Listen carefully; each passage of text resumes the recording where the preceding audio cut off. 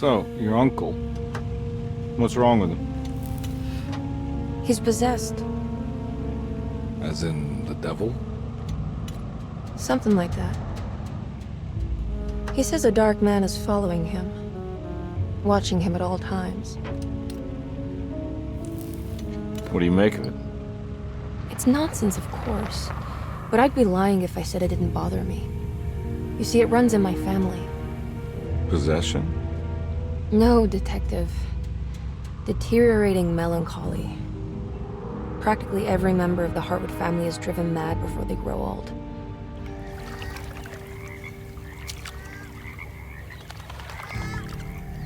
But Jeremy didn't kill himself.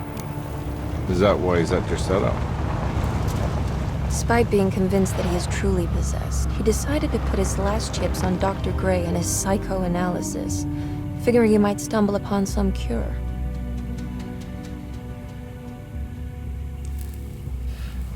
You mentioned the letter. I received a disturbing letter from Jeremy accusing the staff and all the other patients of being involved in some cult. And now they are also out to get him. Could it be real? Or is it all just in his head? It's a story he tells himself, Mr. Carnby. Anything to avoid the truth. Which is? That we're all terribly insignificant. That people mean so very little to one another. That there is no one out to get Jeremy Hartwood because he isn't worth getting. Well, here we are.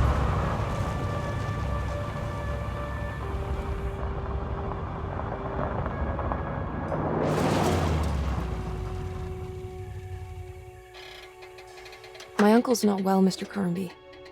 I want to make sure he's all right. Then what's my part in this? You couldn't get a cab? I just wouldn't feel safe going alone.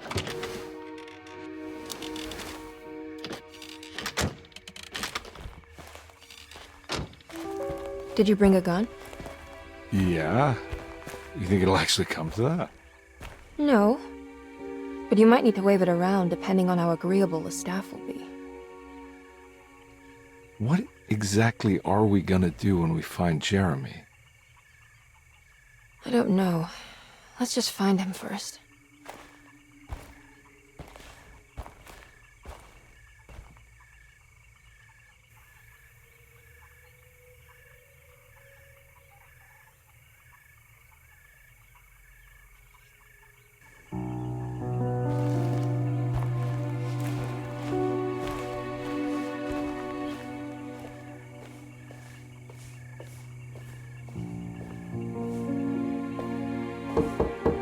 Hello? Hello? Looks abandoned. It can't be. There has to be someone around. Wait here. I'll go around back.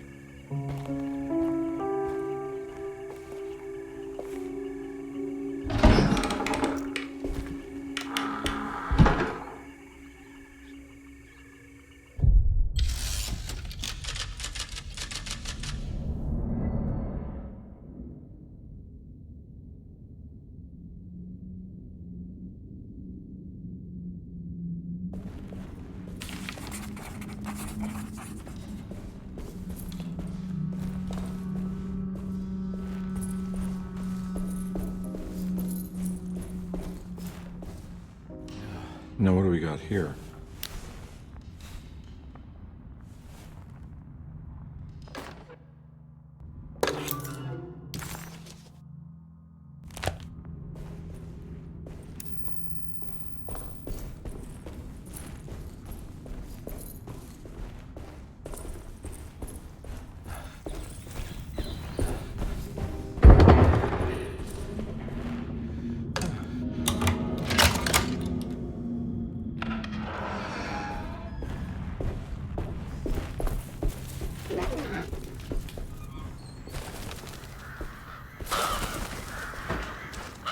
Nah, I'm not getting in there.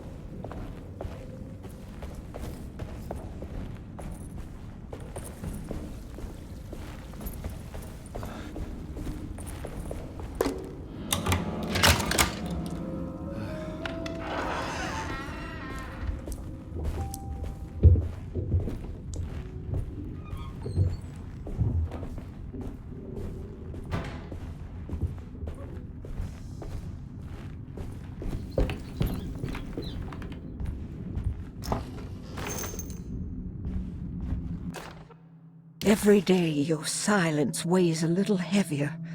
It's been a difficult year for everyone, and many have lost all hope. I read in the papers about people suffering. Pictures of dust-covered landscapes without a drop of water.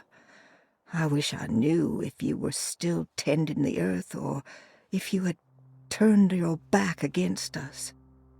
I have started to look for help elsewhere. I pray you will tell me if I am going down a path that you find disagreeable. With help from Baptiste and Charlotte, I found comfort in the practice of the voodoo. I have long been skeptical of that Caribbean cult, but it's been of good use to me. It seems all harmless in my book. I say some words dreamt up by the Creoles, and I carry around a small pocket of gree-gree. Nothing of this is mentioned in the Bible, of course, but the French Quarter priestess tells me it's all connected.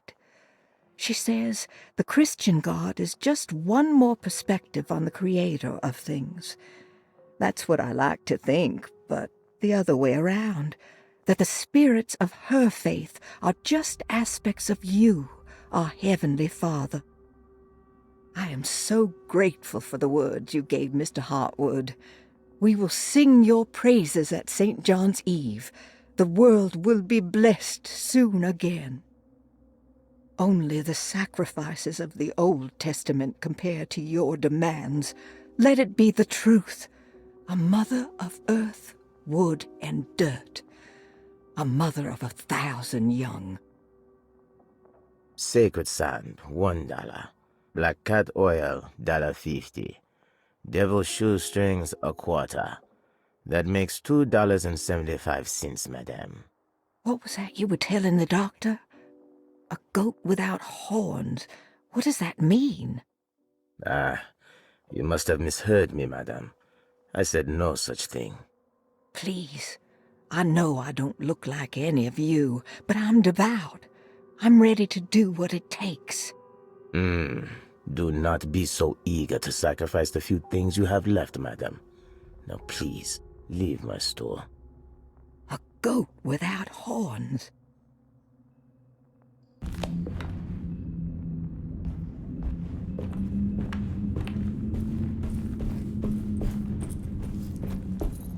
Don't mind if I do.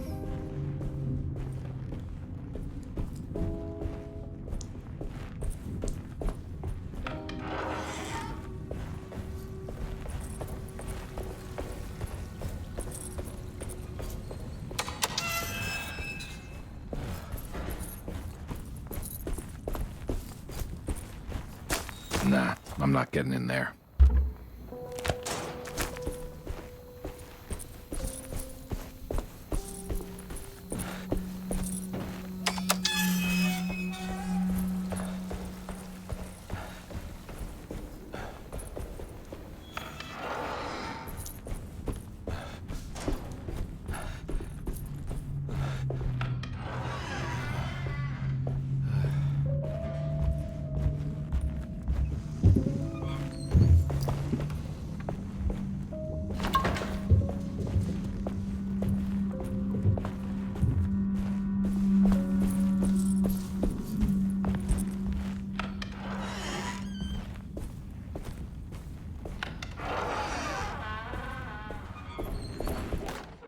Please do not touch the boiler.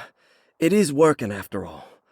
While the sabotage has caused a leak, only the decorative plate has been completely ruined. Let's wait for Mr. Chance to turn up and he can take a look at the leak.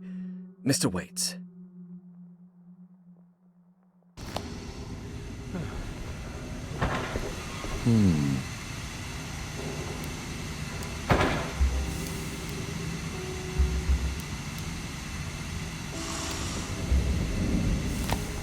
That doesn't look safe.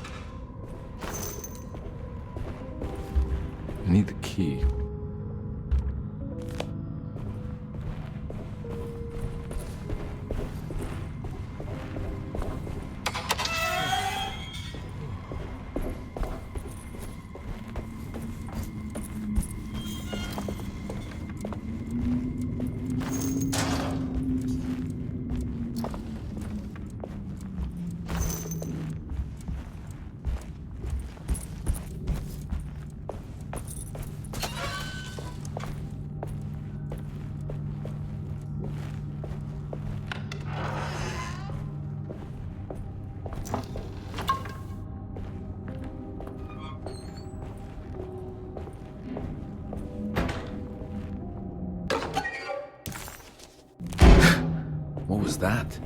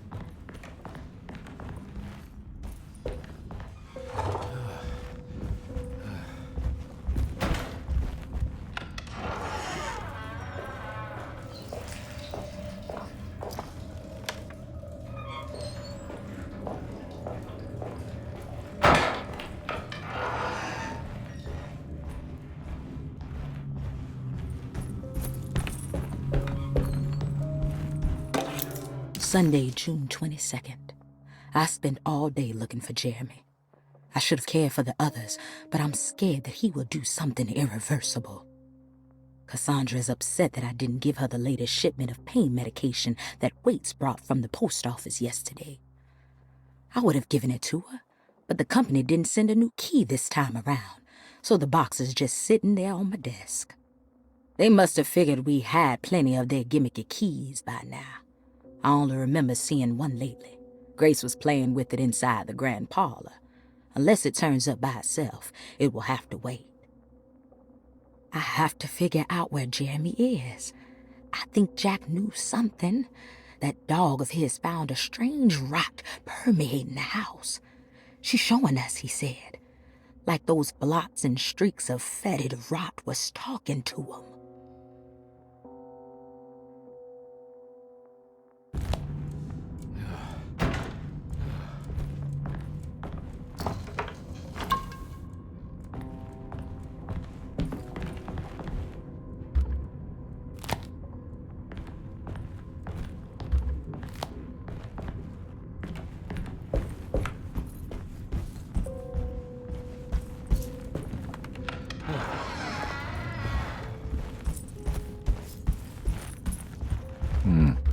I need the key. I need the key.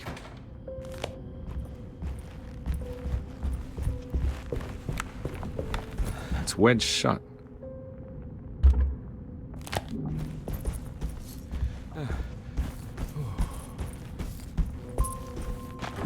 Looks important.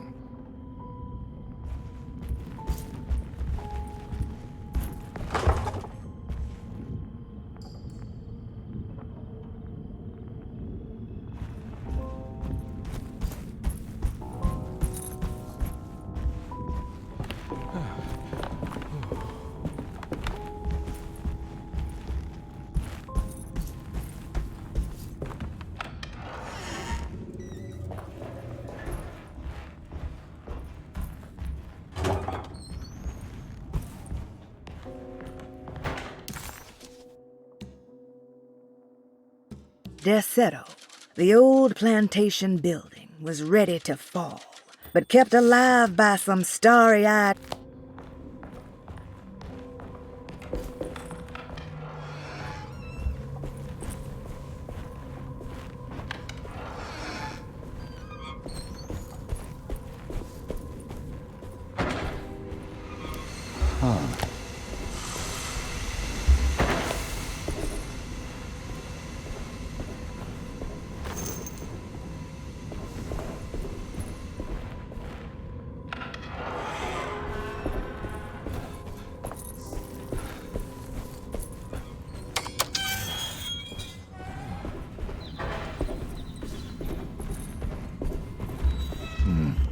I need the key.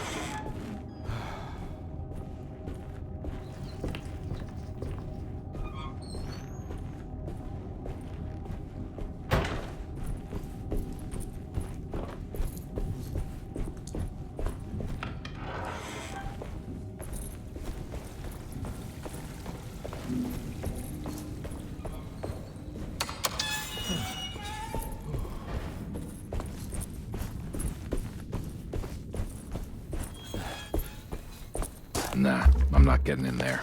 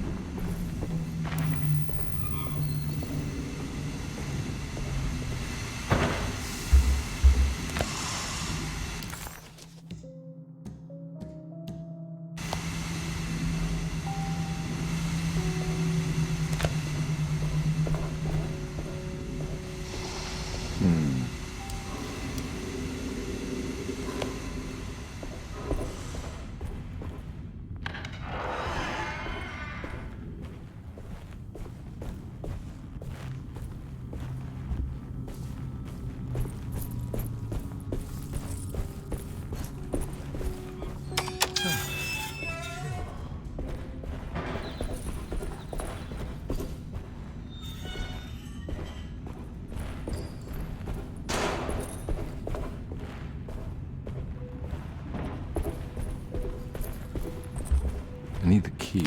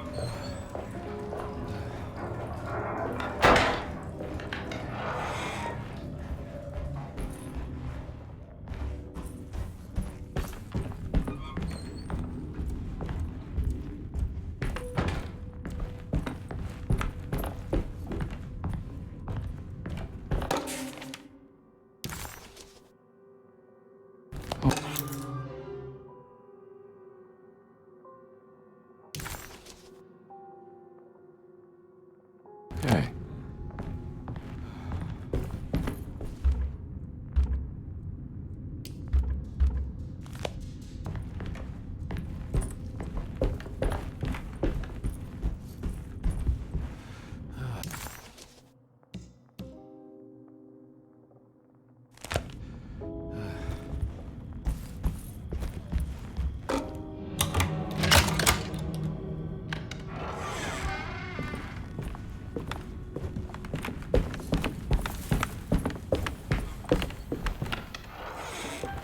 Oh.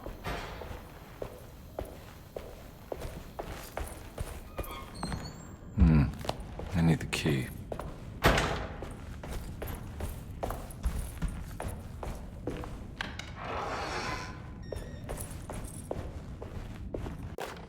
The Great Depression. President Hoover raises tariffs on over 20,000 imported goods in an act to protect American labor. Following the collapse of the Wall Street stock market on October 24 last year, American industry has suffered greatly. Thousands of companies have gone bankrupt and left a large part of the American workforce unemployed. In an attempt to turn the tide, the Smoot-Hawley Tariff Act has been signed by President Herbert Hoover. By regulating commerce with foreign countries, the government hopes to encourage the industries of the United States to compete with cheap foreign imports. Superstition on rise. New Orleans voodoo stores and spiritual mediums see increased profit during troubled times. While the market has faced hard times ever since Black Thursday of last year, voodoo doctors and snake charmers see significant rise in number of customers.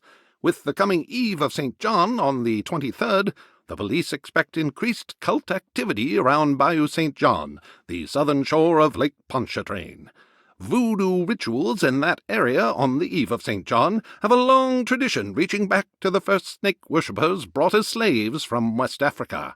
During the 19th century, its practice was popularized by the legendary Marie Laveau and has since been embraced by many of the Creoles and the surviving aristocracy of the French Quarter. Author seeks asylum. Rumors regarding author Cassandra Beauregard making Derceto her home verified. Derceto Hospital is an old plantation building on the eastern shores of Lake Pontchartrain. While often considered an asylum for the insane, residing Dr. Elmore Lee Gray prefers to think of it as a convalescent home, a place where you can go to rest. The patient list is kept secret, but thought to include many of the black sheep of wealthy families, because at Derceto, treatment does not come for free. Local author Cassandra Beauregard has now been confirmed by her own admission. She's been lauded as a powerful Creole voice and written many successful books. Lately it was reported from Hollywood that she has finished a moving picture manuscript titled Slaughter Gulch. That film is set to hit the theaters next year.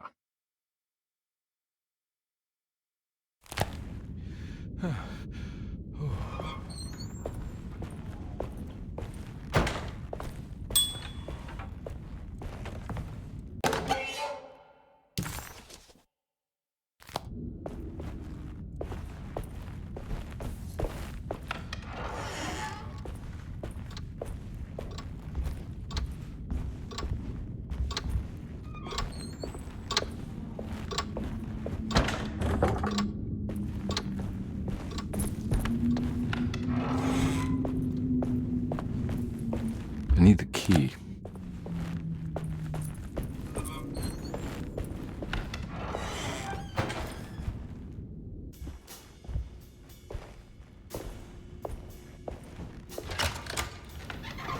Thanks. What are you doing? Who are you? Whoa, pardon me, excuse me. My name is Edward Carnby, private investigator. I hope you don't mind we let ourselves inside. I do mind. This is private property. You can't just barge in here. I'm sorry about all this, but I'm looking for my uncle. It's urgent, and no one was answering the door. We can't hear you knocking anymore. None of us can. Who is your uncle, darling? Jeremy. Am I right? She has that Hartwood gloom, doesn't she? That's right. I'm Emily Hartwood. I just came to make sure my uncle is all right.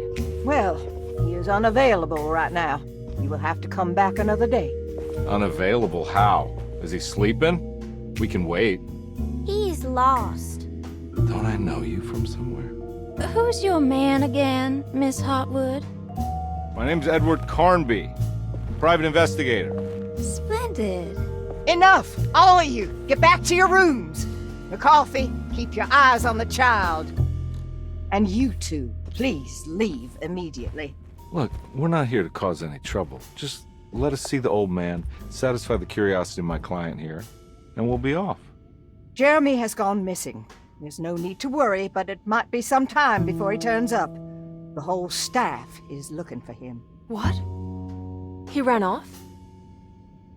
I don't have time for any of this. Please, come back tomorrow. All right, in that case, we'll just wait in his room. You don't mind, do you? It's upstairs, right? Wait, you can't. Don't worry, we'll be discreet. In the corridor. It's the first door on your left. I'll tell Dr. Gray you're here. Excellent. Thank you, madam.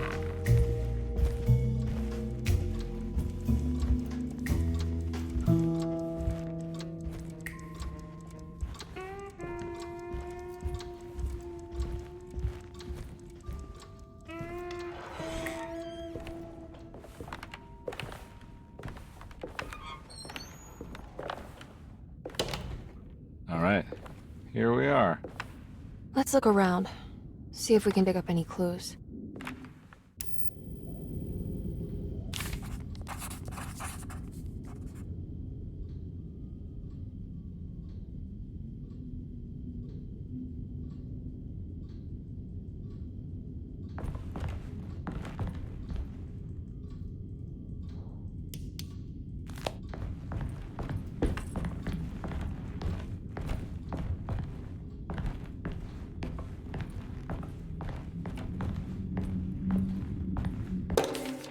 Every night the dark man stands opaque at the threshold of my room, counting the days until my spirit spills out of my tired shape. Only his pallid mask shelters my remaining sanity. Staring directly into the face of that demonic sultan would surely sunder time itself. Would he have looked the same to my father as he struggled for his life? Does his veiled face haunt my niece quite the same way? I wish so that I could rest my soul in that sunburnt convent of Teruel. Would I find you there, Juan? Or Senora Perosi, back from the beyond? Every night I hide from him, moving from one misshapen memory to another. Scenes conjured out of fantasy and delirium. Places I struggle to even paint. I wish I understood your death, Senora. Is there anything I could do for you but bury you in that bleak necropolis? That triumphant chapel rising above the ledges and the oven vaults shall be your sepulchre, where you may rest, and I shall weep.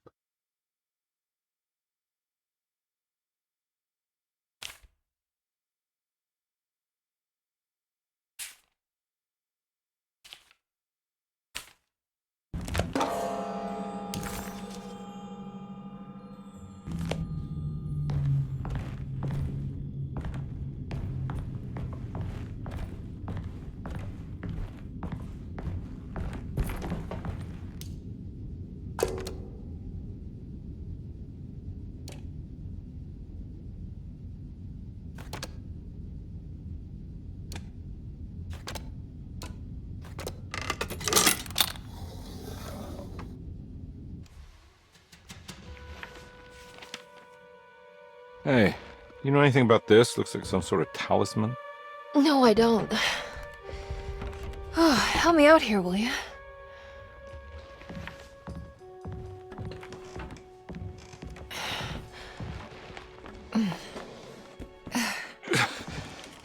I would kill the guy to throw some of this stuff out. I'd be crazy too if I had this much junk lying around.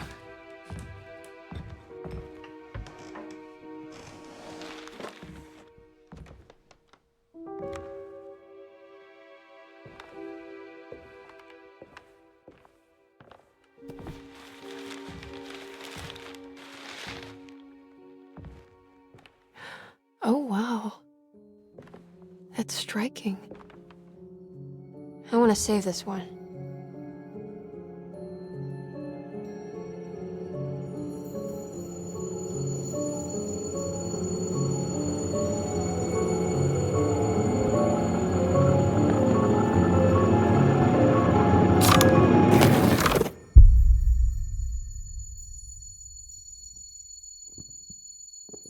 All right, come on.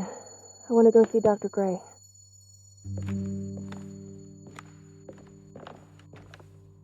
Come on, let's go. Yeah, I'm coming.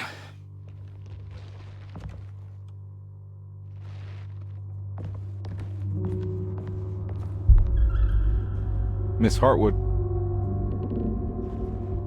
Emily?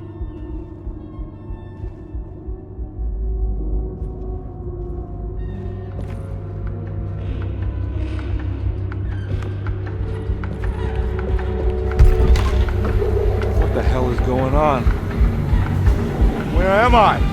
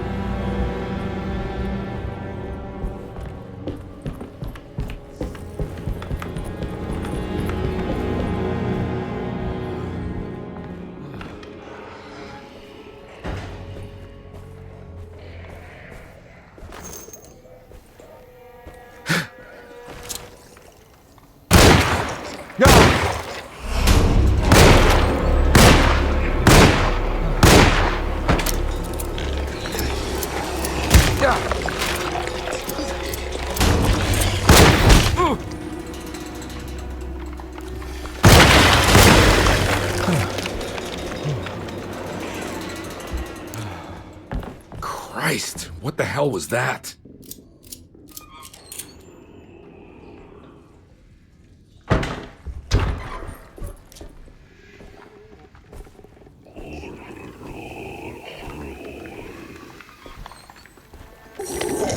Ah!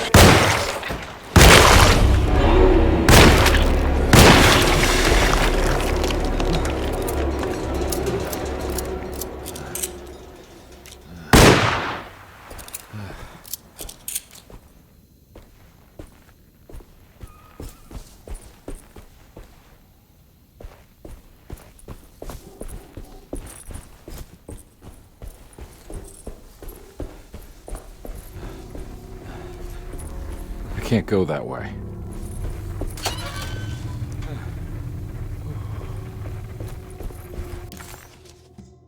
Detective Carnby.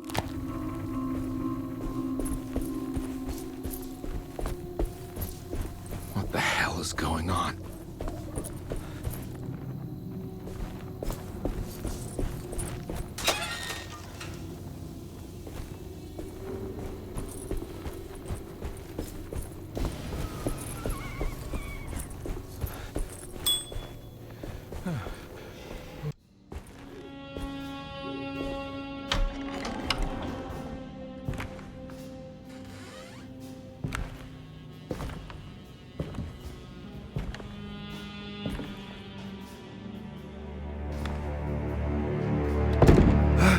Let them get inside, Carnby. They're not the good kind.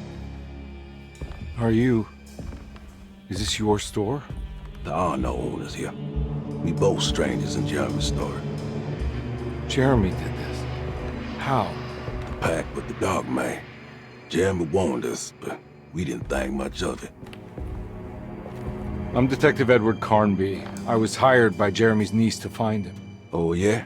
How much she paying you? $150. She's sure getting her money's worth tonight. Are you a thinking man, Carnby? No, not if I can help it. You know, I think Jeremy's hiding in a way we can't find him. He has this juju necklace that guides him. The talisman? That's right. It's some magic charm you got from Miss Jackson down the street. The voodoo priestess? You know surprising things, compadre. Yeah, the Mama Loa. Here, take the key. I locked the gate to save her place from all the ghouls and goblins getting inside. Maybe if you go there, you can find some clues to show you the way. Thanks. I'll have a look.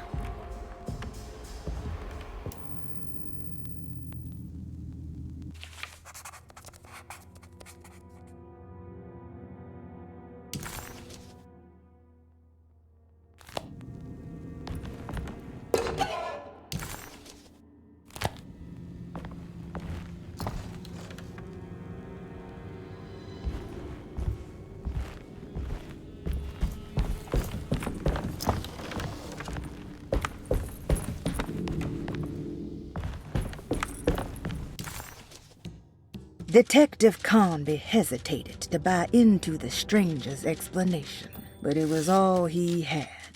Batik.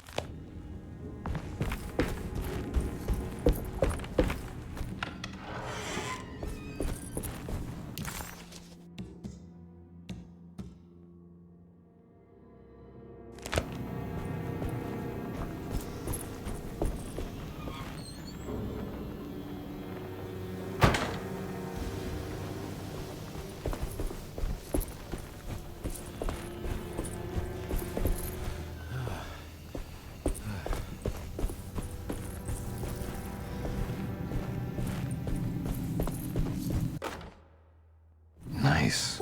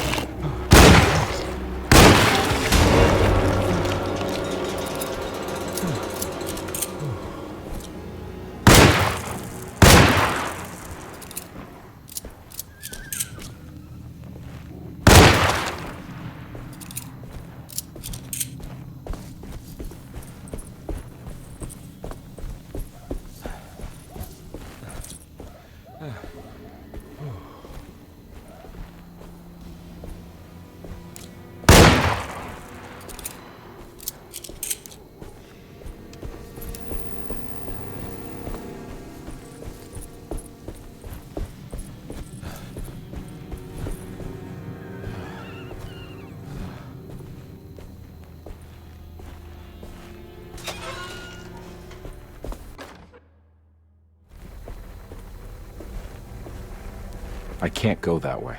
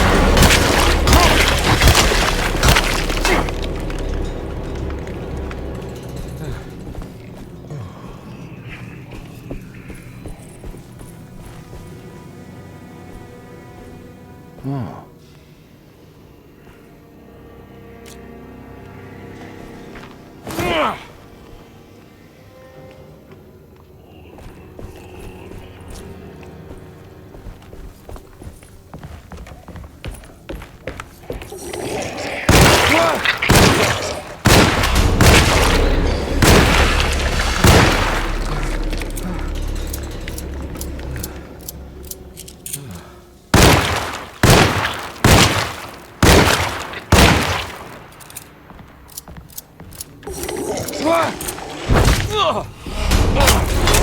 My weapon broke.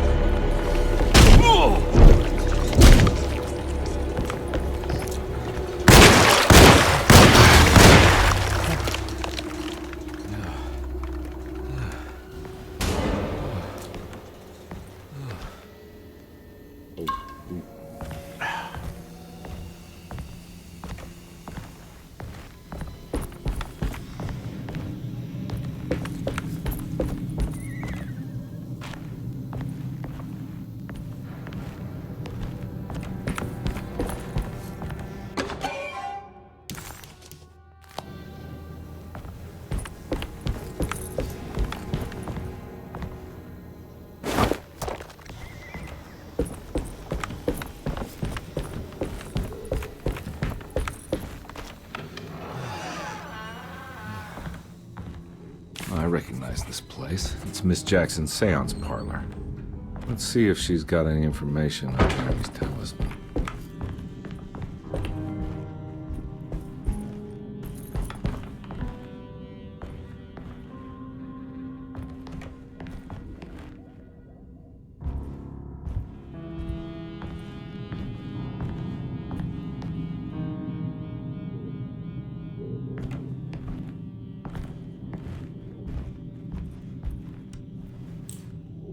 It's the talisman, like the one in the painting.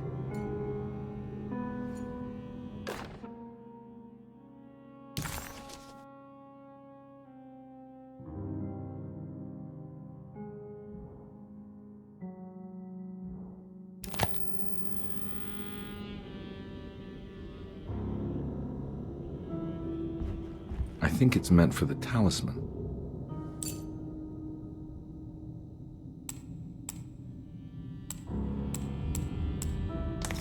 I think it needs numbers, like coordinates. Maybe there's something in Jeremy's notes.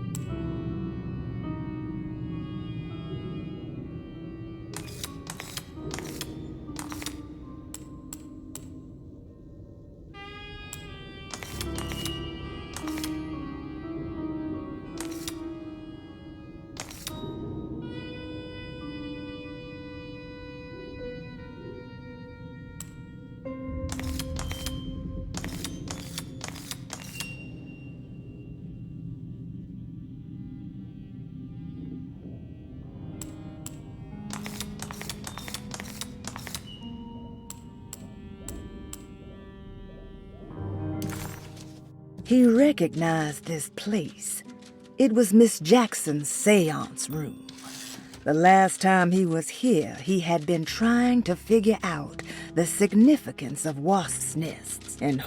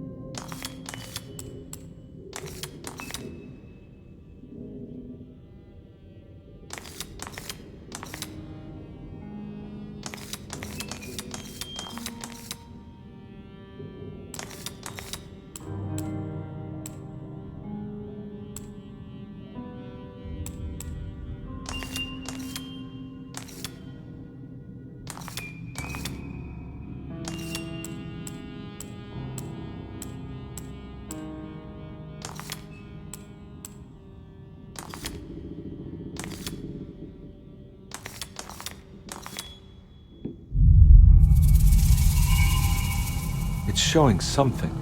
A place? Where is that? Huh.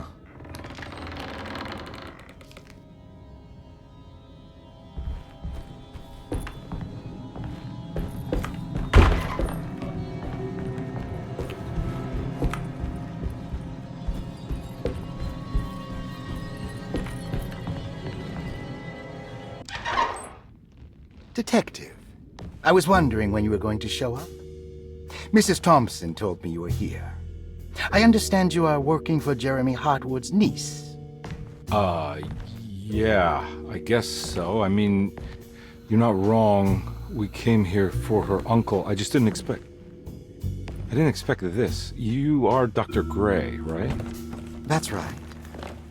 You don't happen to have some identification, Detective. I'm not keen on having strangers prying into my business. Oh, Detective Edward Carnby, Decatur Street, New Orleans. Enjoying the Vieux Carré, Detective? Those old French quarters, the voodoo people, the gangsters. I'm sure you live an exciting life. Well, it's not quite like the stories, Doc. Just trying to make a living. Aren't we all making a living? Well, welcome to Derceto, Detective. I hope your time here will be useful. Now, what can I do for you? Why don't you tell me where I can find Jeremy Hartwood? Why wouldn't that make for a short visit? I wish I could tell you, but I'm afraid I don't know. A drink, Detective? Anything brandy. Oh, you do belong in the French quarters, Detective. Armagnac or cognac? You know, just give me the cheap stuff. I'm not much of a connoisseur. Having low standards is not a virtue, Detective. Let me see if I can broaden your perspective. What can you tell me about Jeremy? I wouldn't want to go into details about his condition. Doctor-patient confidentiality. I'm sure you understand. Sure, but he is crazy, and he's gone missing. Why? Here, try this. Ooh, it's good. Got a bite? It's called a sidecar. The trick is not to be afraid of the tartness of the lemon. Then, for goodness sake, don't overdo the triple sec. Okay, what can you tell me about Jeremy? Well, let me think. He is an anxious man, constantly worried about events not presenting themselves according to his model of predestination. He complains about things not being carried out in the right order, and that some things simply shouldn't be.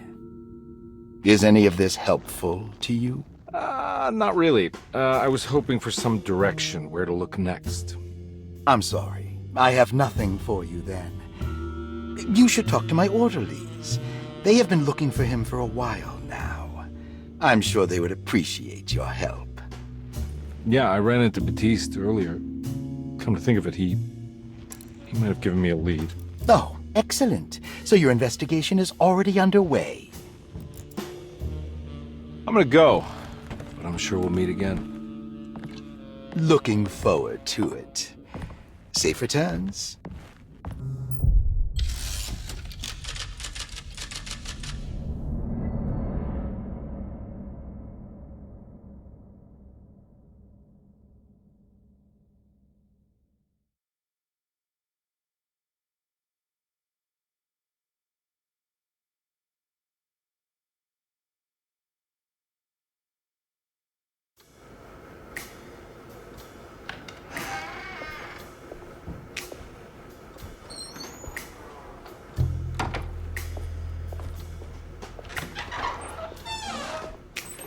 Detective Carnby, where did you go? I was just talking to Dr. Gray. You disappeared. No, it's not what you think. Have you found anything strange going on here? Yes. Everyone is being incredibly evasive and I can't figure out why. No, I mean something you can't explain. Paranormal, even. Detective, I really need you to get yourself together. I can't do this alone. Forget it. I'll figure it out. Do you want to come see Dr. Gray? No. I want to try something. With this talisman, I think I can follow Jeremy to the place he mentioned in the book. What was the name? Do you remember something Spanish? Tarawea. Yeah, that's where I need to go. Detective? Are you gonna be alright? Yeah, of course. Go talk to Dr. Gray. We'll rendezvous later.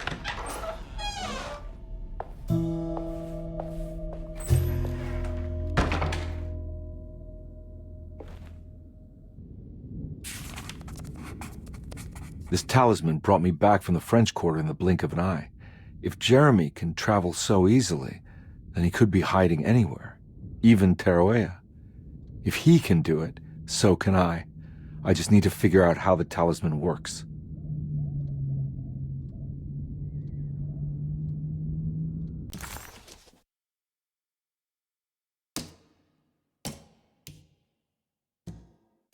While Detective Carnby was grateful to be back at Derceto, he was eager to test his hypothesis.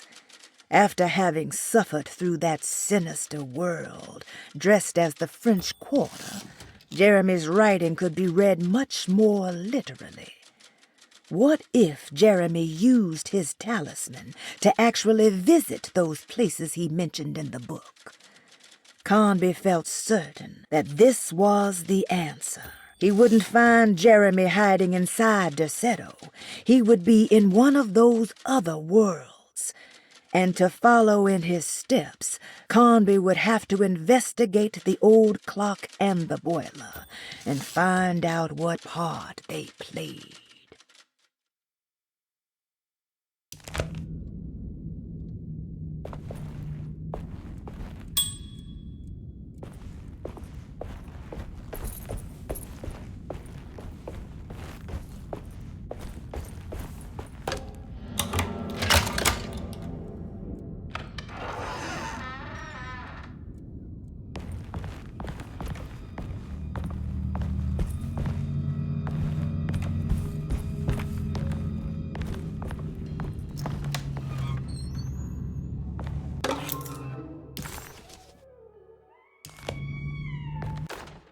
Dr. Elmore Lee Gray is Derceto's chief doctor.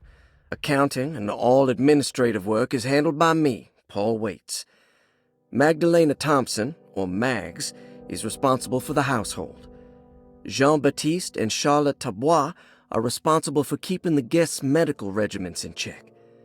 Finally, Jack Chance is our gardener, who can occasionally be seen in the conservatory, but is for the most part busy outside. There are currently 6 guests at Derceto. Malcolm McCarthy and Ruth Tallant reside on the first floor. Jeremy Hartwood, Elisabetta Perosi, Grace Saunders, and of course Cassandra Beauregard live on the second floor.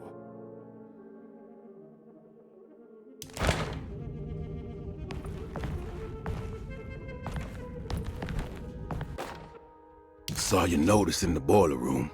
You should know Mr. Chance won't be coming back. I got no business being in there myself, but you can take a valve from the wine cellar if you want to try to stop the steam pouring out. Be careful.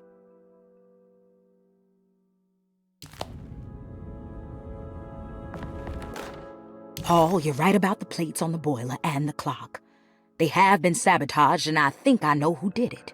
They have something to do with Jeremy's episodes and how he seems to disappear at night. Right now, it's important that you keep an eye out for any of the pieces. I want to find out if I can repair the plates. Let me know if you find any of them. Lottie. Tell Lottie to take a look at the well in the kitchen garden.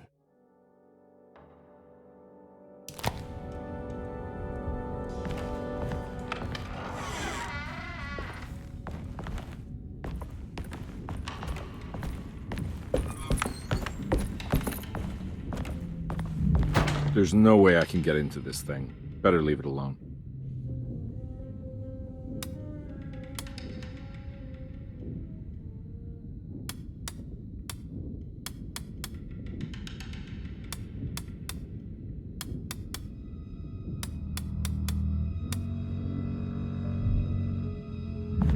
There's no way I can get into this thing. Better leave it alone.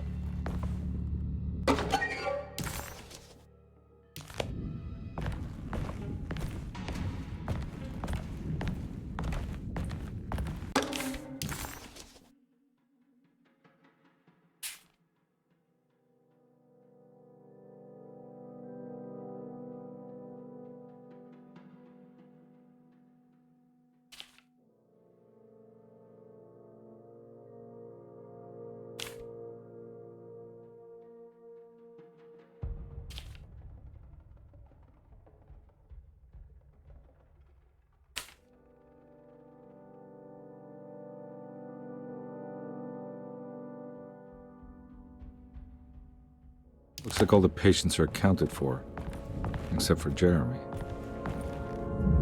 There's no way I can get into this thing. Better leave it alone.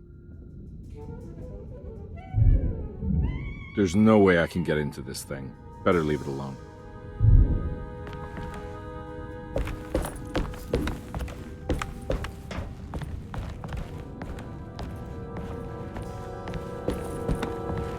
I need the key.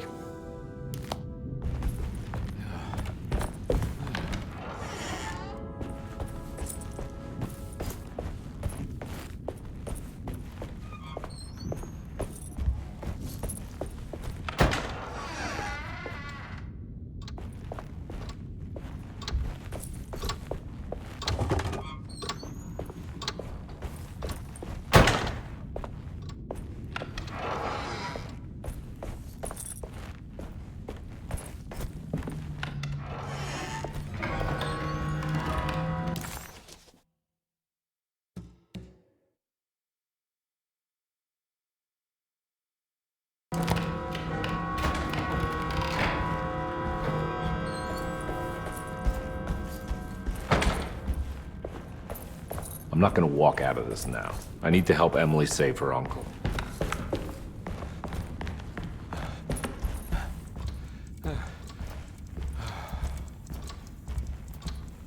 Oh.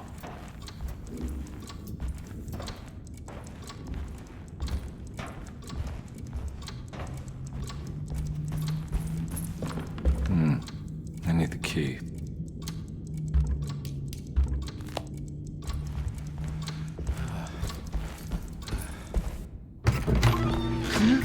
Yeah, sorry, Detective. Didn't mean to obstruct justice or anything. That's fine. You know, I'm kind of busy with my own case of a missing person. I was wondering if you've seen Grace, a girl about yay high? I can't say that I have. Why are you asking? Well, I'm looking for her. Is she in trouble? No. She's just hiding somewhere. But we can't have a rascal like that running around unchecked at a time like this, you understand? Well, I haven't seen her. Well, let me know if you find her. I'll be around. I'll keep an eye out for your man, Jeremy. You scratch my back, Detective, and I'll scratch yours.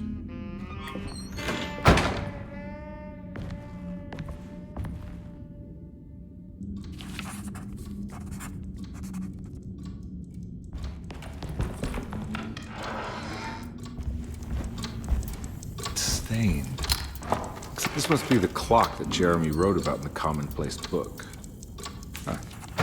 Looks like the plate that held the talisman in the seance room. But it's broken and missing some pieces.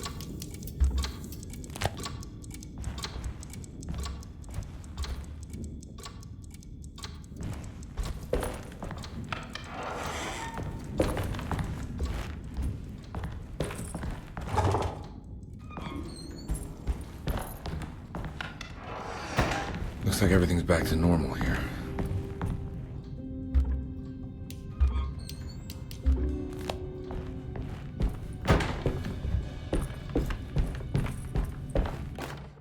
Emily's here.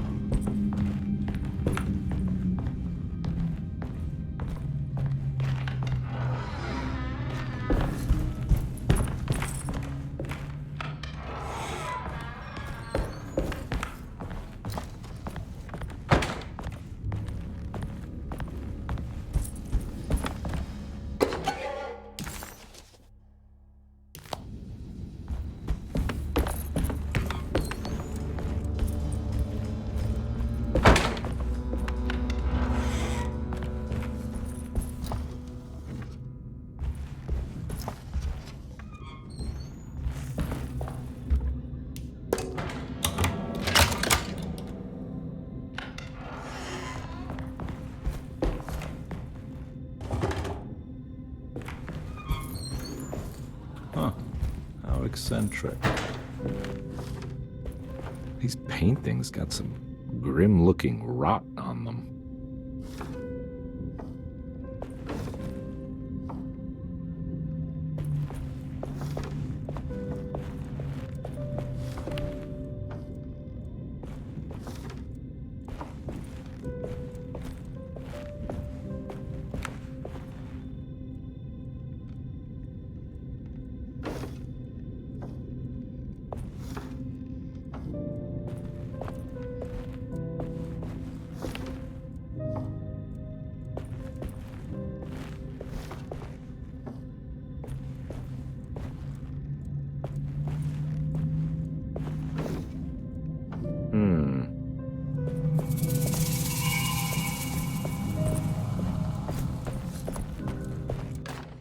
Will I need to remember how to get them out again?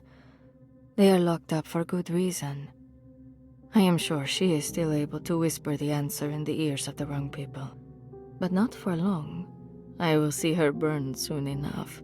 That black goat will be sacrificed to put an end to it all. Then it will all be over. No more Derceto, and sadly, no Astarte. Those good pirates of Pontchartrain. May you still sail the lake, until you find the shores of Hali.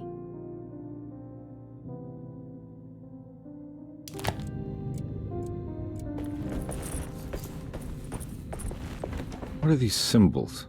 Looks like alchemy, or star constellations.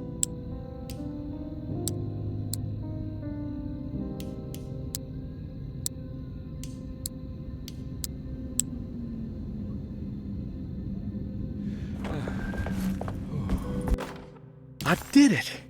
I crossed the thresholds to my intended destination without a focusing device.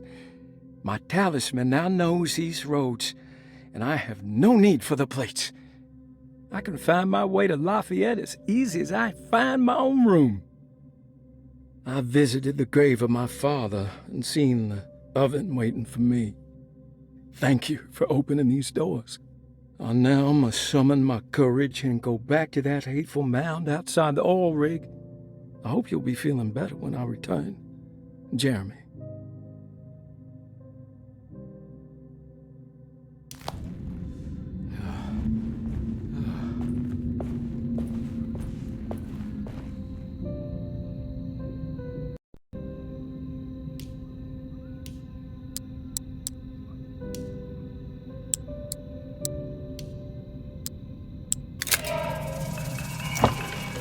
Got it.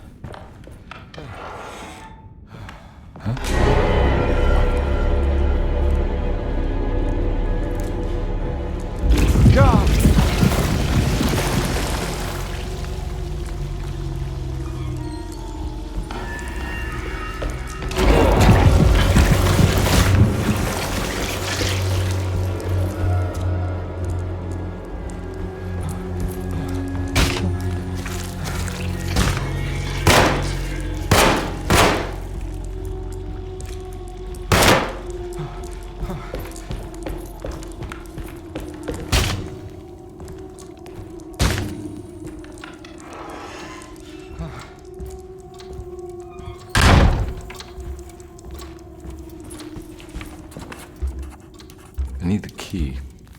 Oh, what happened? Everything's normal again? All right.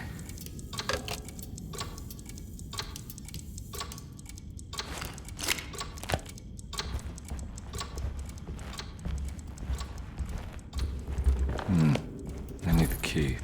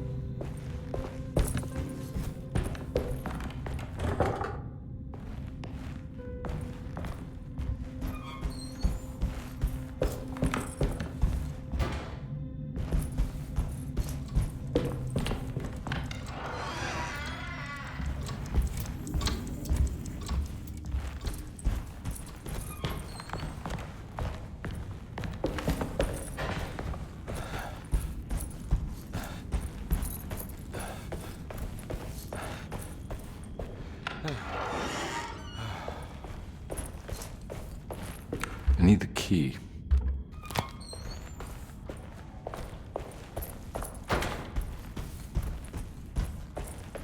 I'm not gonna walk out of this now. I need to help Emily save her uncle.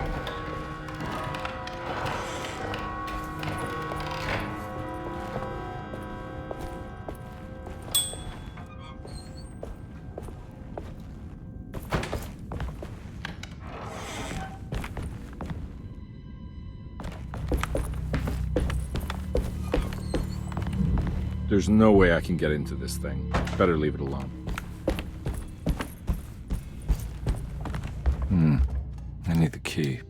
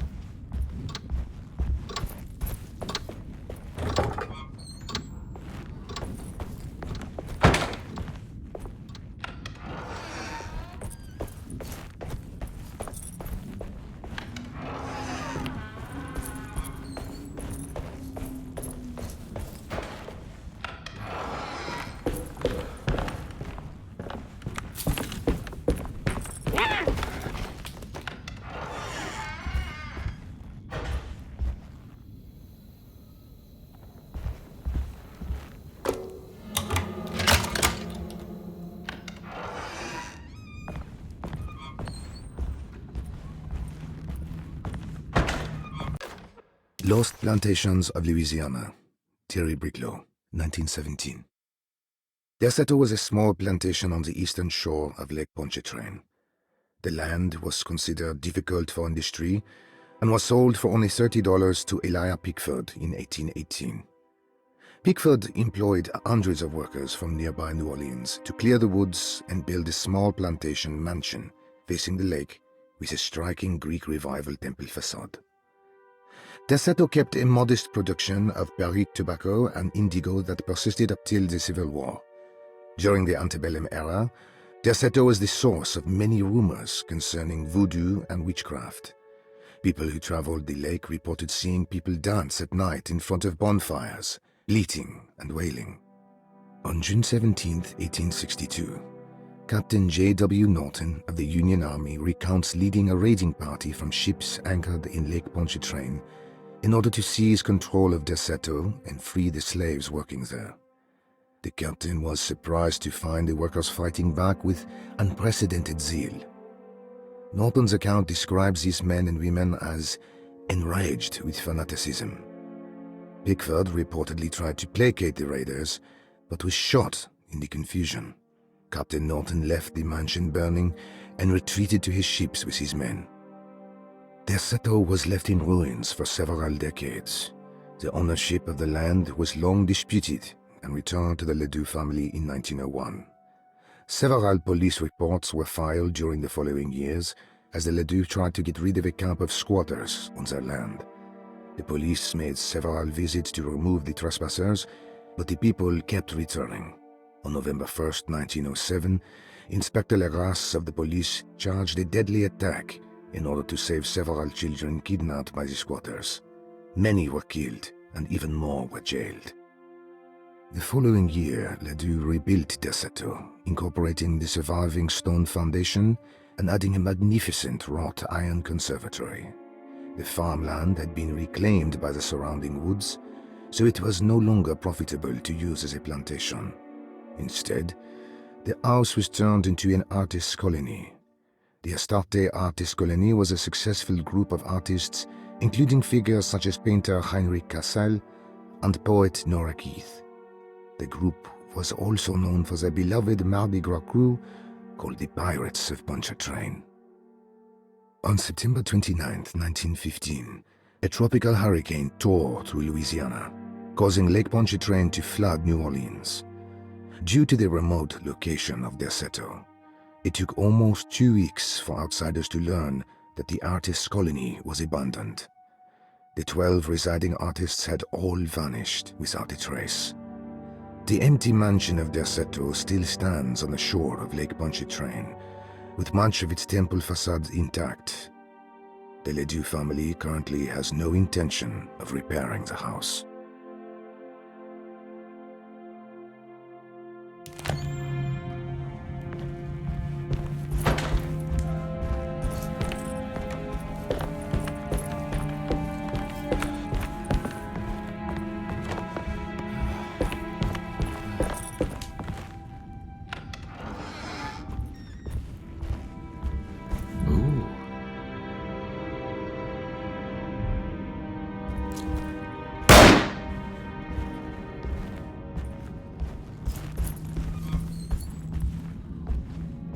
It's wedged shut.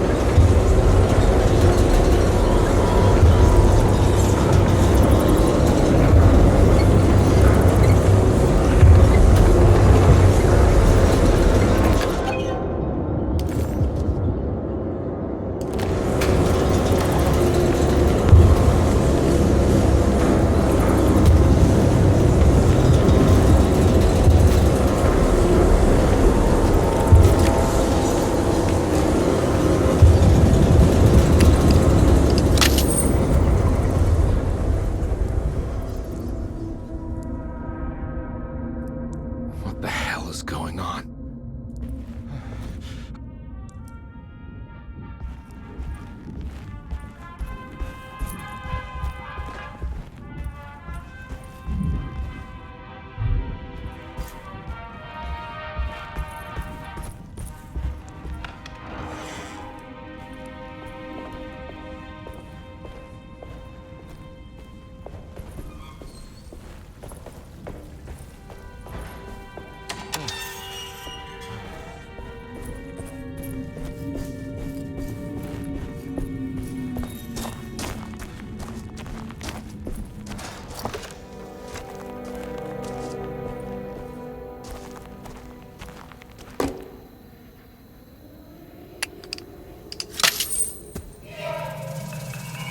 Got it.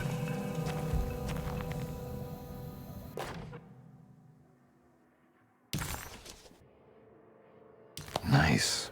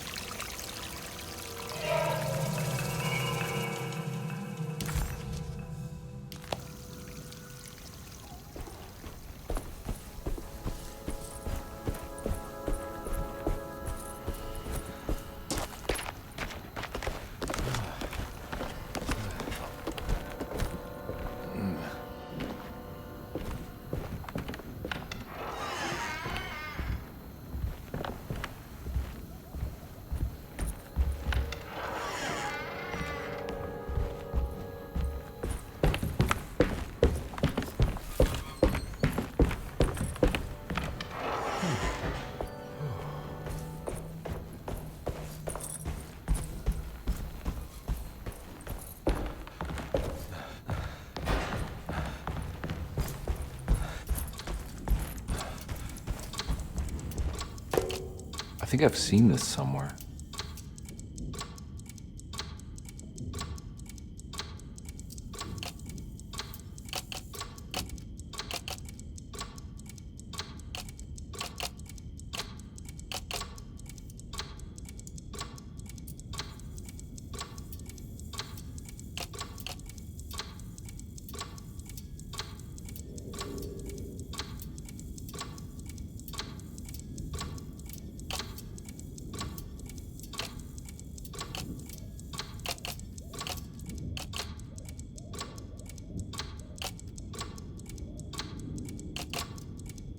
There was something in the commonplace book about this.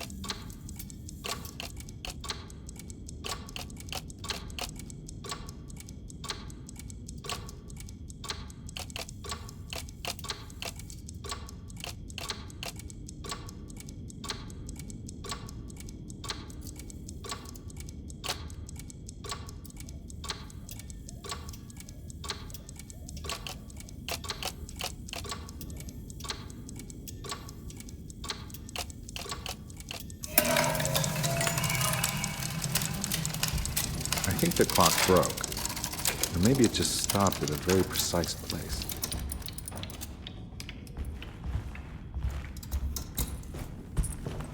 I need the key.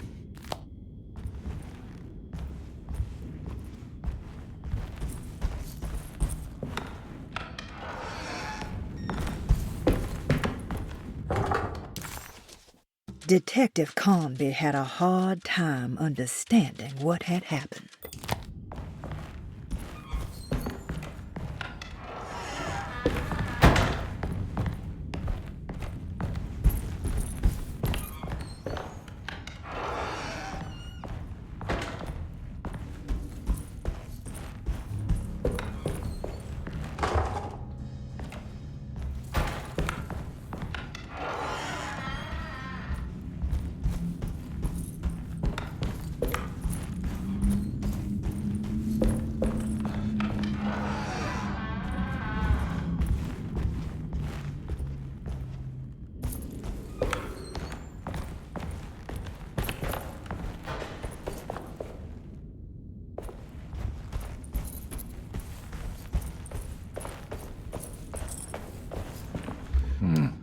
I need the key.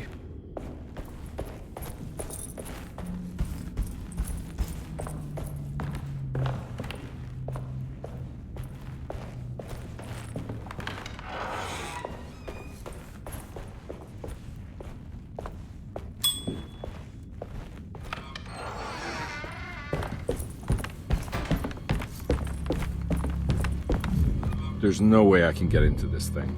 Better leave it alone.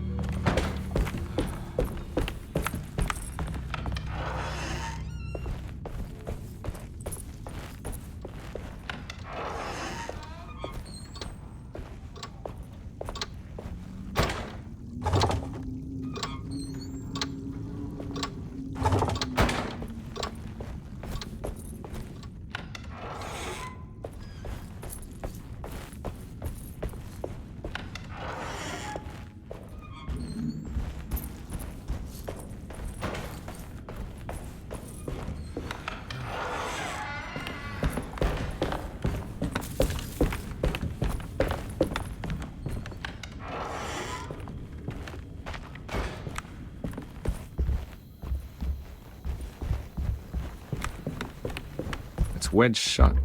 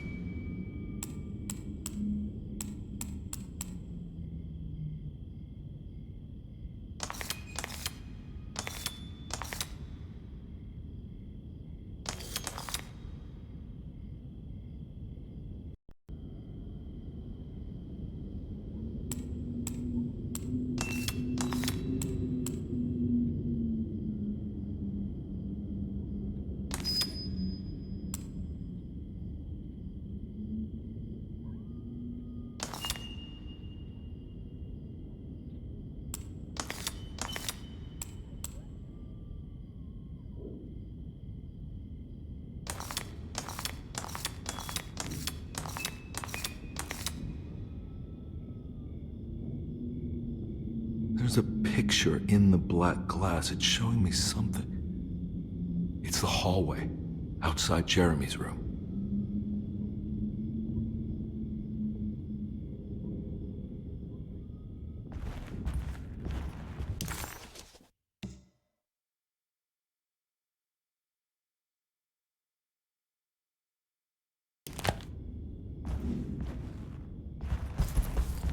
I need the key.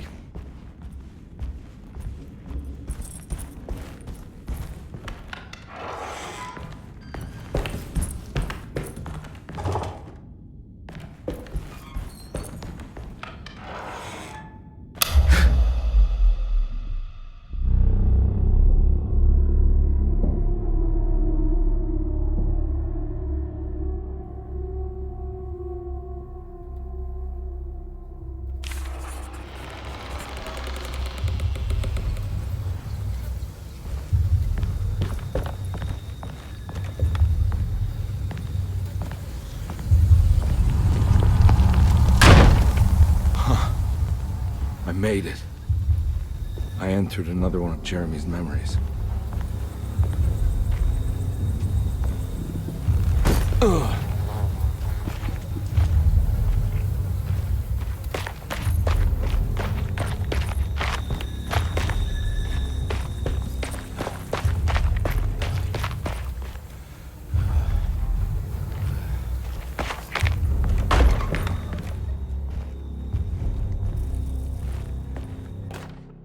May 1923. Monday. All okay. Ready for delivery. Maintenance. Oil pump must be serviced. Any tampering causes large spills unless properly forestalled. Tuesday. Shipment delayed but delivered. Maintenance. Service bridge close to broken. Wednesday. Prospectors reluctantly agreed to show the burial mound to Mr. Hartwood, a painter, who read about our finds in the papers. He means to return tomorrow and try to find a way inside. Thursday. Mr. Hartwood's efforts delayed. The workers seemed nervous about his presence. Hartwood promised not to return to the compound. Instead, he has taken up an offer by L'Officier, the riverboat captain, who means to pilot him to the site tomorrow morning. Hopefully that's the end, and work can resume. Maintenance. Bridge from the oil tower to the bayou has collapsed. Sabotage suspected. This is the devil that guides us now.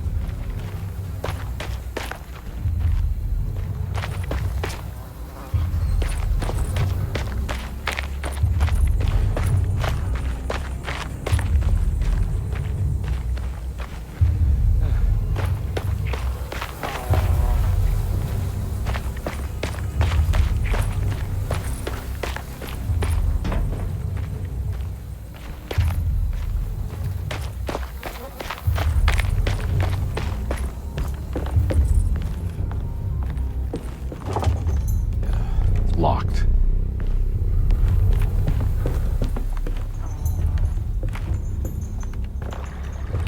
There's something missing.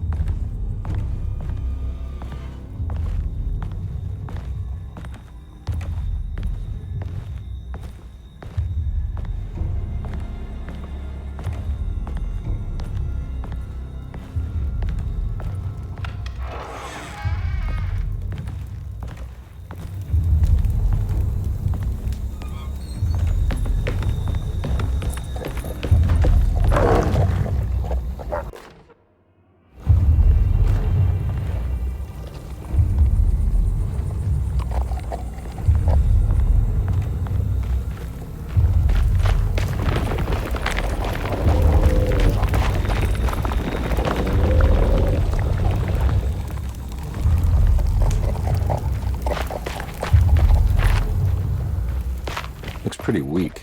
I just need something to break it.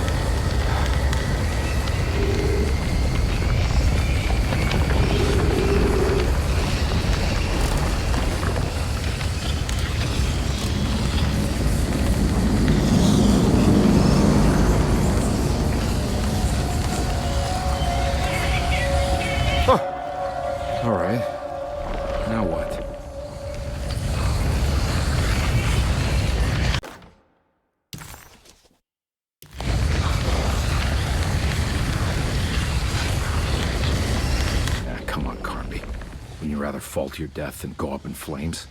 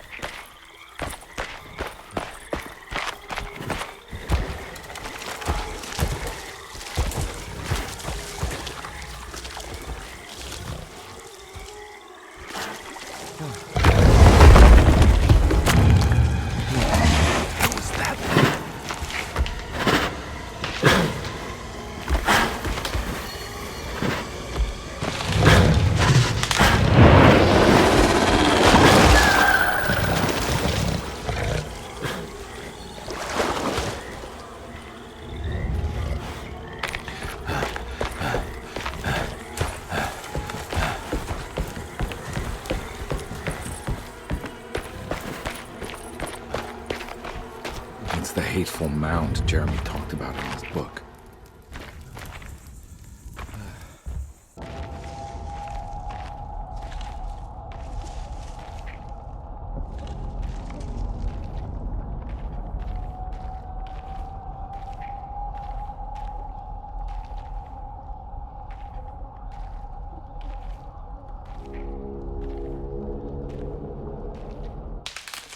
Don't come any closer. I'm armed. Get that thing out of my face. Who are you? What are you doing here? I'm just a detective trying to find something called Tarawea. You're after Jeremy too? Why? I'm working for his niece. She wants to make sure he's alright. He might be unharmed, but far from alright. He's a curse upon Derceto. Here we go again. Quiet.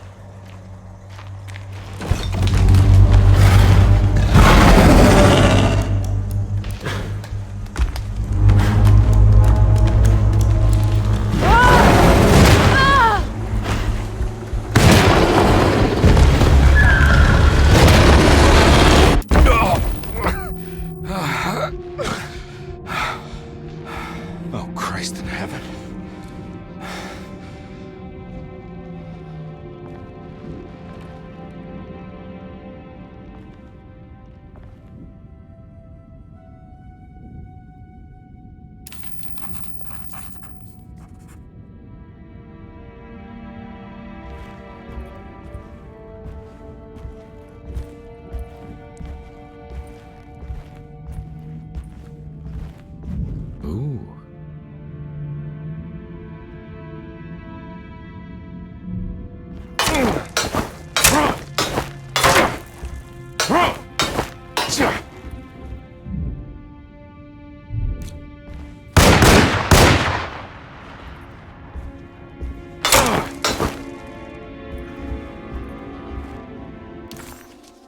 It was a bust.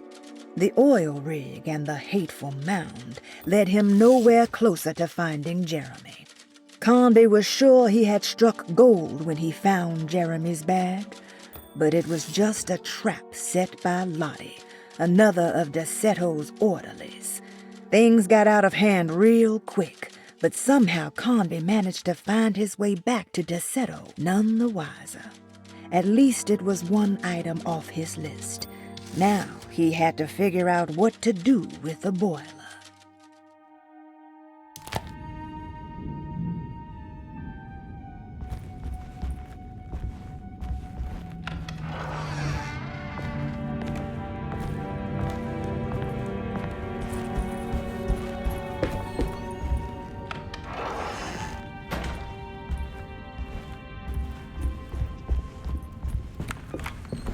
It's wedged shut.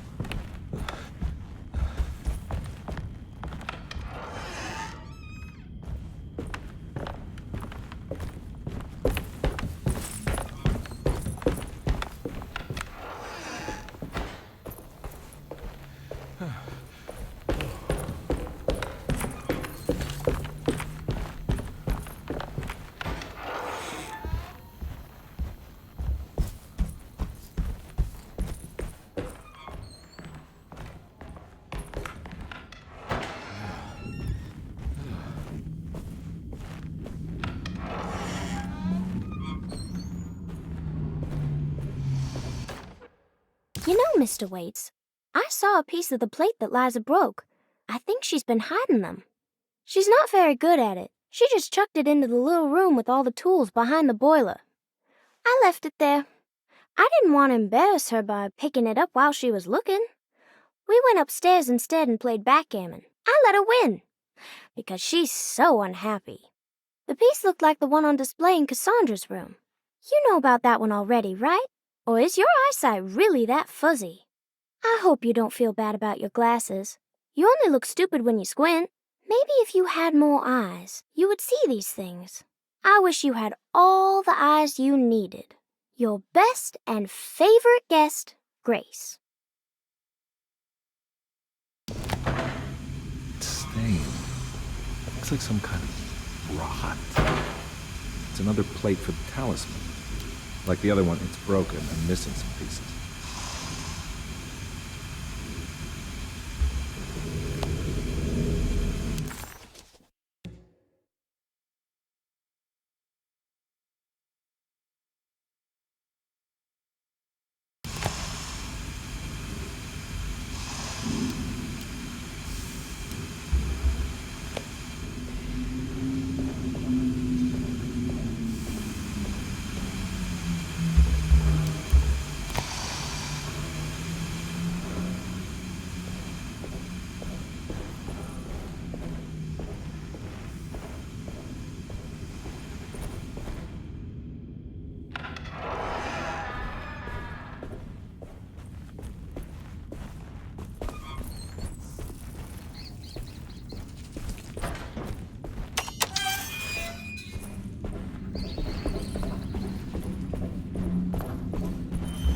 I need the key.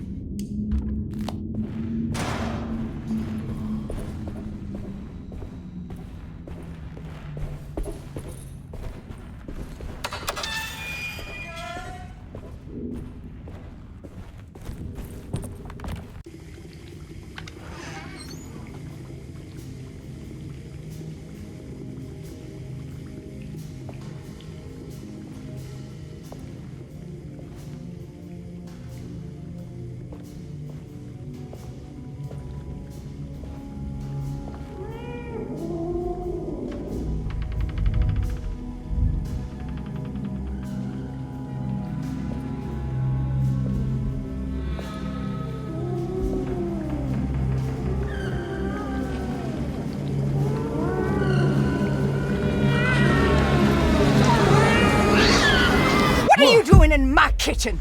I assure you. No, I'm sorry. I promise you. Mr. Hartwood is nowhere near my kitchen, and neither should you be. Don't make me kick you out of this house. Sorry. Now get out! Yeah.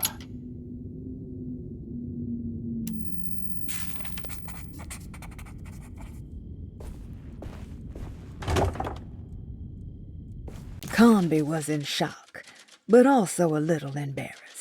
The housekeeper was furious to find him searching through the kitchen and had run him out of the room. There was something strange going on with her, but it didn't feel connected to the case, so he decided to stay out of her way.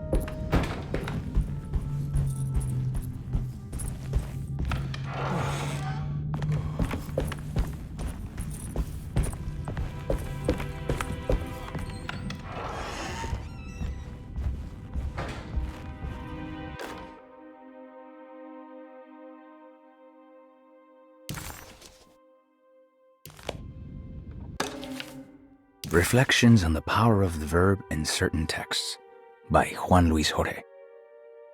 To act is in itself divine. Even the slightest movement of our hand is evidence of our soul in motion. Yet our free will is so easily overwhelmed by the dullness of everyday life. Our actions become rote and rigid, in spite of luxury and comfort. True divinity is found in the choice of leaving the stage where we all perform. People who discover this freedom unexpectedly will be struck by the terror of this revelation and become paralyzed, or worse, turn to suicide. However, if you are able to weather that storm, you will discover that there is a divine path beyond that fear. There is a chance to dismount your destiny and make something new. Something that hasn't been planned for or predestined. There is difficulty in explaining this type of acting as it transcends our everyday choices. This isn't some banal decision choosing one career over the other, or even who I should marry. Leaving the stage, no matter how, isn't a matter of course correction. It's a rejection of the story that the Creator is telling.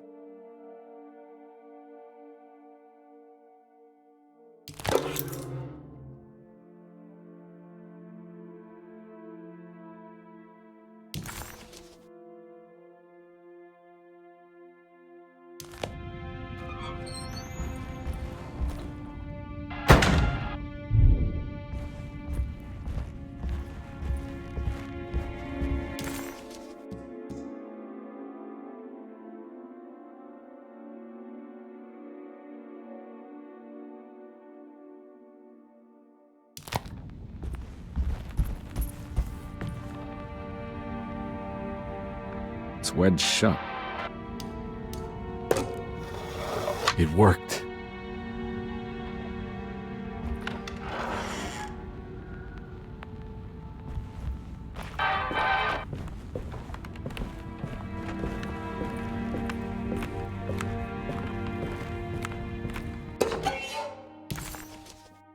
What's this?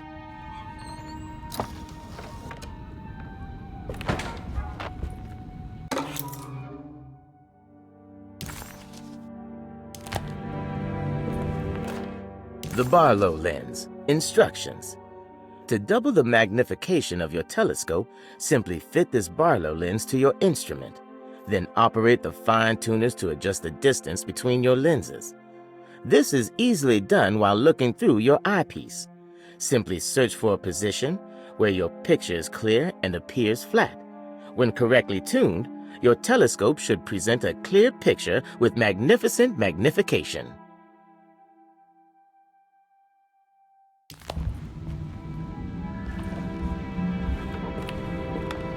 I don't think I have everything I need.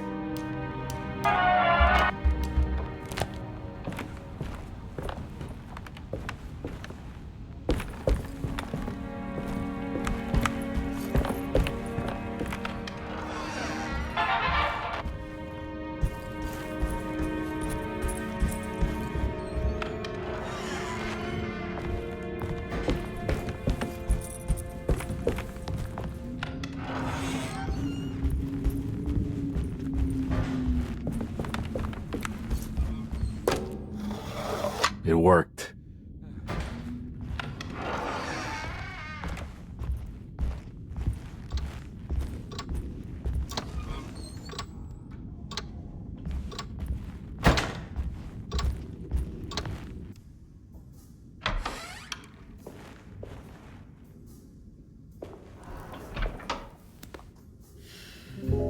Detective Carnby, how good of you to come. Let me pour you a drink.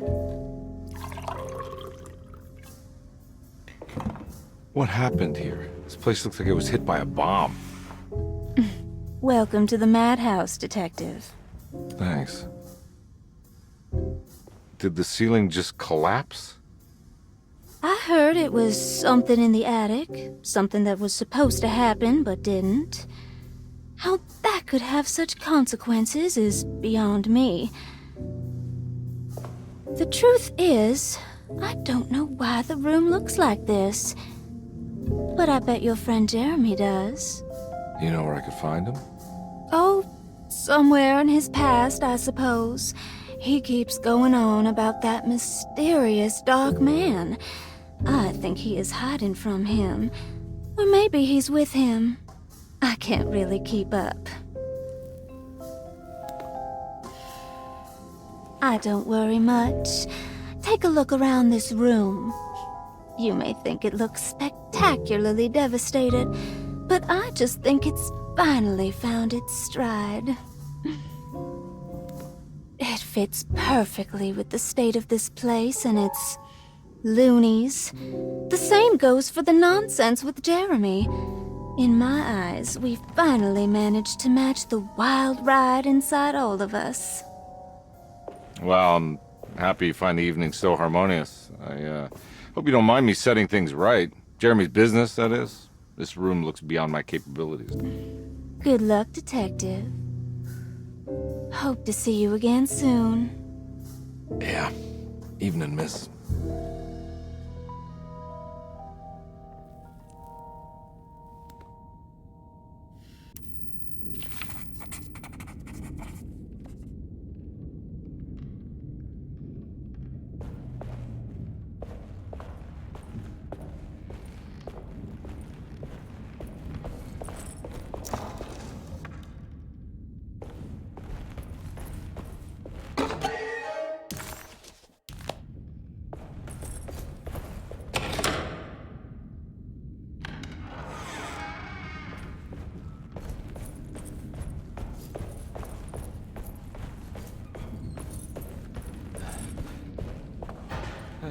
Can I get some more of that whiskey?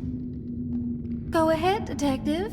I don't think I can stomach any more anyway.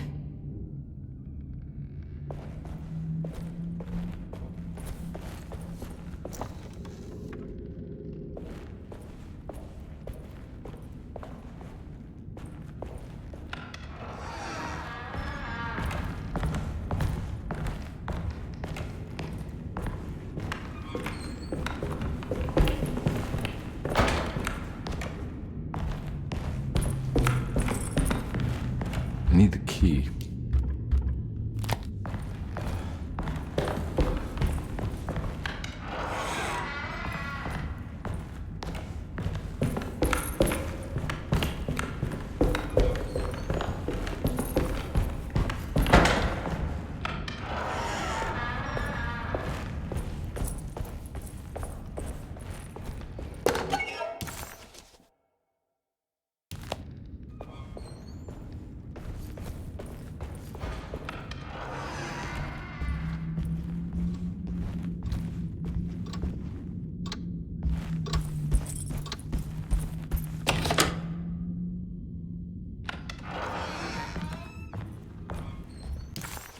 Ruth seemed like a handful.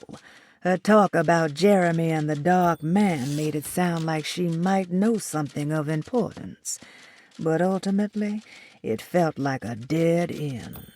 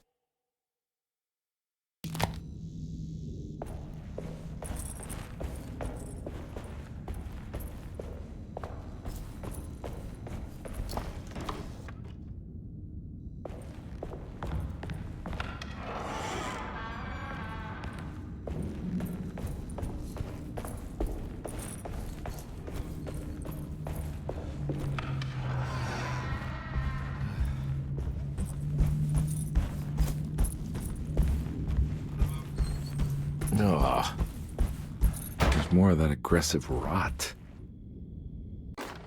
On the commonplace of evil, there lies virtue and stark irreverence, careless thoughts of luminous indifference. But blame not the beast we once were, which science so often wished to refer. Not the wicked full of sin, it is you who stand and grin. All our good intentions aside, whereupon we build our pride. Sunless solitude, follow not this corrupting light. Prophets of confidence always crashes out of sight. Hear me, for we all bear this mark. Thus we must remain alone in the dark.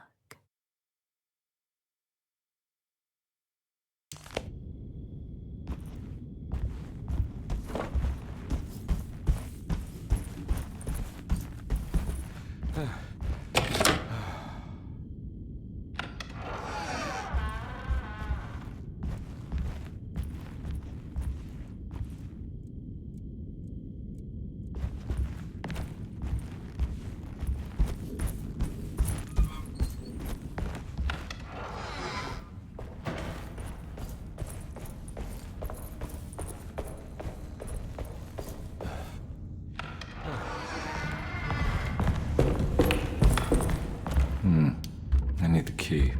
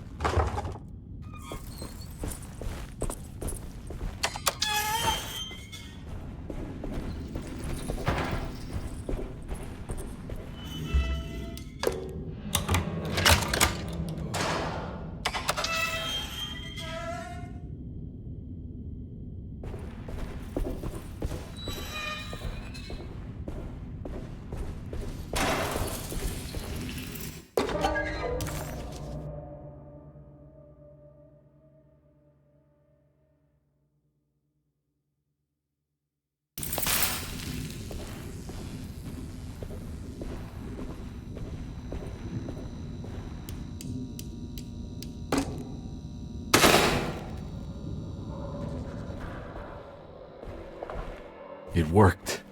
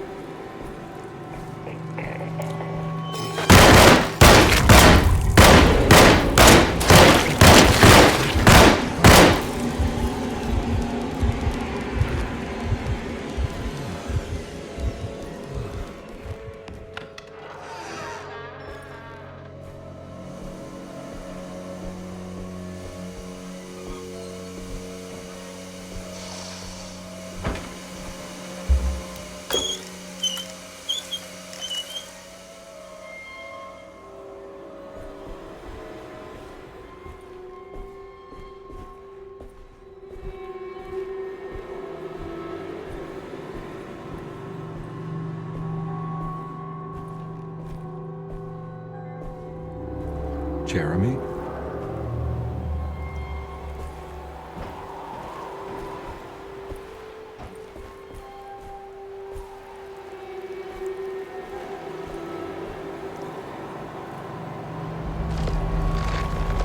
The hell is going on?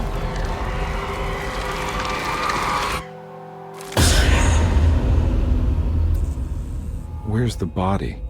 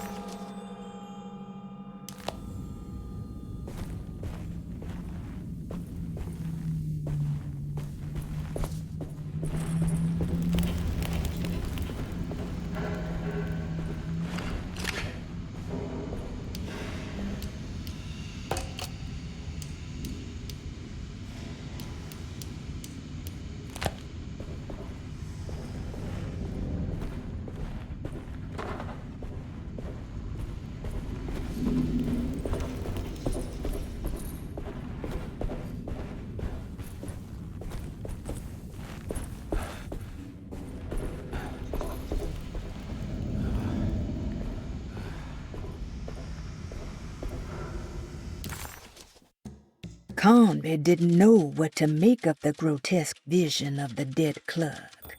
Was he dead, or was it all fiction?